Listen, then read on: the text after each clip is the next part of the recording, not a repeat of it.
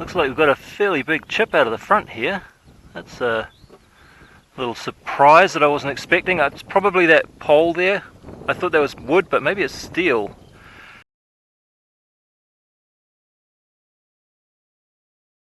I'm just about to start sanding this down in preparation for painting, but I thought I'd give you one last look at it before I do, because I'm kind of curious about the history of this boat and where it might have come from and who made it.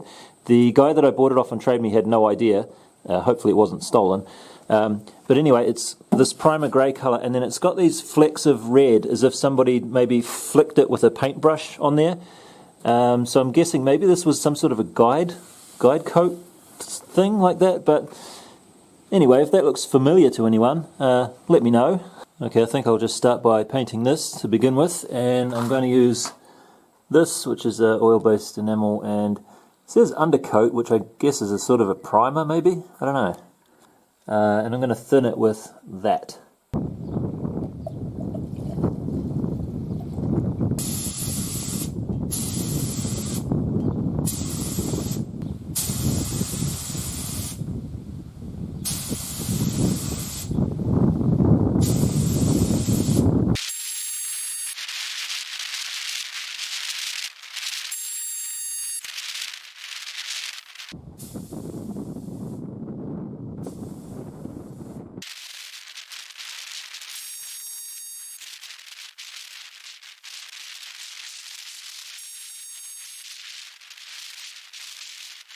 Well, that's the undercoat on. I think it went on alright. I don't think I screwed anything up too much. It's not actually white, this one. It's a little bit grey, so what you're seeing here in the camera I think is actually pretty accurate, although the sunlight there is, the sun's about to set, so it's kind of orangey looking maybe. But it's quite different to the top coat, this undercoat stuff. It's only been about 20 minutes since I sprayed it, and I can already touch it without really feeling a tacky feeling, but the top coat takes about 4 or 5 hours to get to that point. And it's amazing how easy it is to see now the like pit holes and things there. This is the area that I built up in front of the intake grate. So all this area around about here is my epoxy and microfibers. But this being on the bottom of the boat, you're not really going to be looking at that much. I think I might just leave it. The next few coats of paint will fill that in a bit, hopefully. I think if you're doing it properly, you'd put a thicker primer on and sand it a bit. And I will sand it a bit, but I have sanded for many hours this section here, and I'm a little bit sick of it, so probably not going to fuss too much over what it turns out like just here. So here's the first piece that I did of top coat yesterday.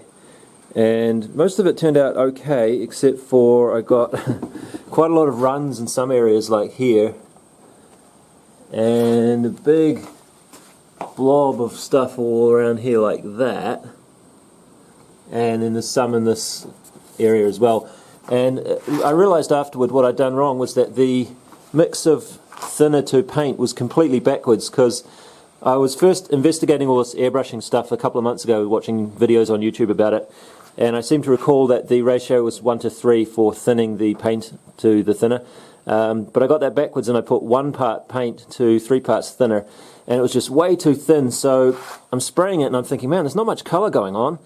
Maybe I've got to spray closer. So I sprayed closer, and that seemed a bit better, but then you're getting too much liquid on there and it starts to run. So when I did this one last night, I got the ratio right. So 3 parts paint to 1 part thinner, or something like that, and it was way better. So this is now looking a little bit more white.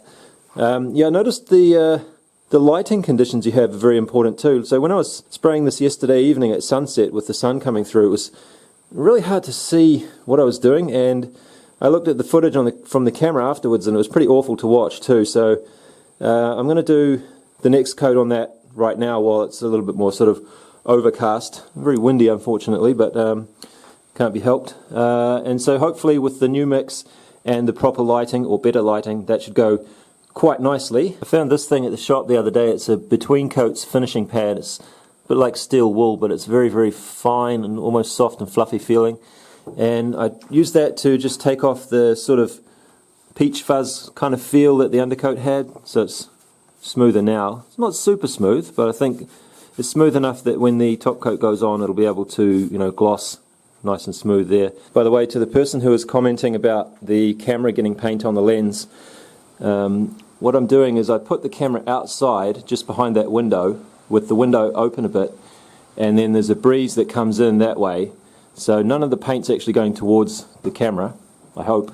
I got one of these painter's masks here, pretty nice actually, these things, because the aerosol that this airbrush thing puts out is quite different to the rattle cans. It just seems to be so much finer and it just plumes out and spreads everywhere. And the first day I was doing with no mask at all, and that was pretty rough. Could have been worse because of the quantity of thinner that I was using, like 3 parts thinner to 1 part paint, so perhaps that was why it was so much worse, but I had to keep running outside every now and then. The next time I tried with this on, and that was pretty good actually. It was completely different, it was way better, and to be honest I think I could probably get by with just that. The main reason I bought this is because I'm sure I'd hear about it in the comments if I didn't, so there you go.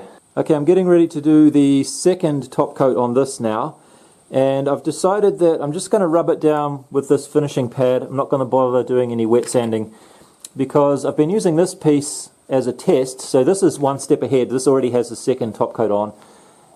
It's looking pretty nice for the most part. It's got that shine that I was going for, but it was quite handy because it's smaller, so I can do some testing and stuff on it and, you know, turn around a little bit quicker. And what I discovered is that the sections of this that I wet sanded with 360 and the sections that I just did with that, not really a whole lot different.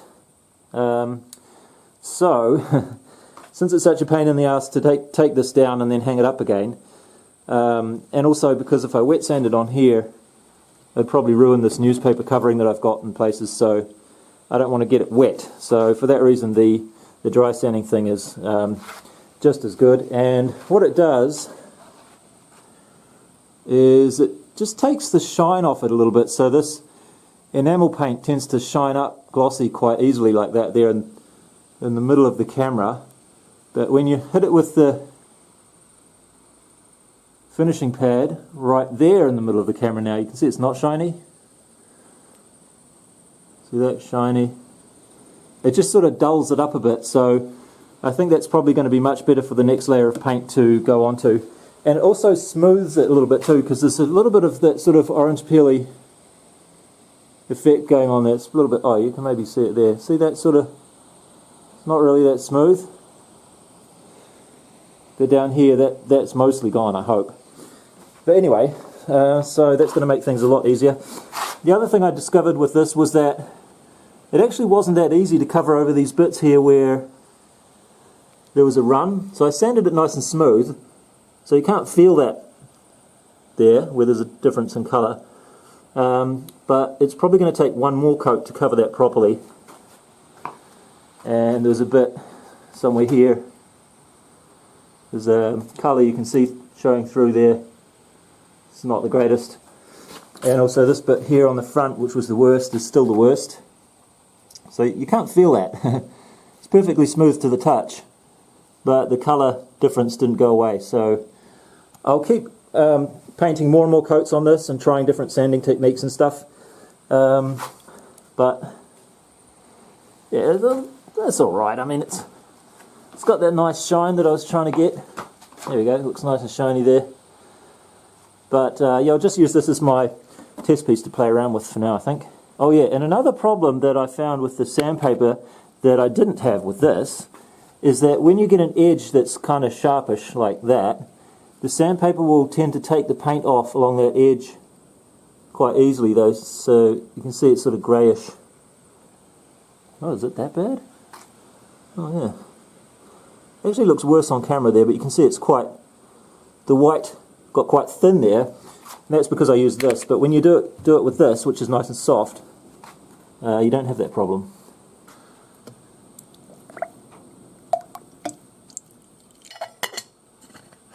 Okay, so the second top coat on this is dry now, and at first glance it looks pretty good, but when you zoom in or when you get the light just right, you can see that it has this orange peely effect there. So I was a little disappointed to see that because I was hoping this was going to be the last coat. I'm still not really decided if I'm going to bother to go further, but a little bit of research told me that I was probably using too low an air pressure. And on this dial here, what I was doing was I was setting the dial to 30 psi there, because that's what I'd seen a lot of people using, but I didn't realize until afterwards that it's not what it's at when it's at rest like this. It's what it shows when the nozzle is open. So when you're actually spraying, this needle's going to drop down a little bit. So that's where you want it to be 30 psi, I think. So after doing that, I tried on my one step ahead piece here after a little bit of sanding, and this again turned out pretty good. It's about as good as I could really hope to get it, I think. Sort of have a bit of reflection showing there. You can maybe see the camera in my hands there. So it's nice and shiny. It's not perfect. There's a little bit more cloudy area over here that didn't get quite as much paint as this bit in the front there.